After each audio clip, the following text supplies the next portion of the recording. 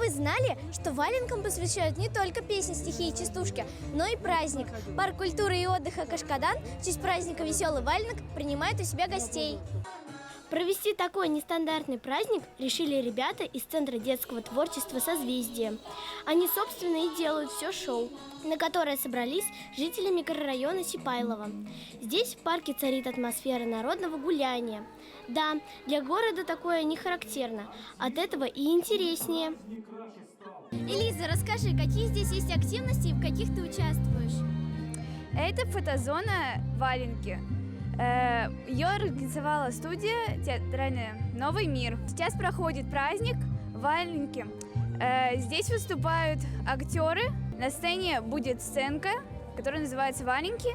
И тут будут выступать актеры с хором. Тематика праздника «Валенки». Здесь все с ними связано. И фотозона, и концертные номера, и игры, и конкурсы. Гостей развлекают веселые скоморохи своими загадками и даже гаданием на валенке. Такое практиковали испокон веков на Руси. Есть что поделать на свежем морозном воздухе. В каких конкурсах ты уже успела поучаствовать? Я успела участвовать в одном конкурсе, там, где нужно отгадывать 5 загадок.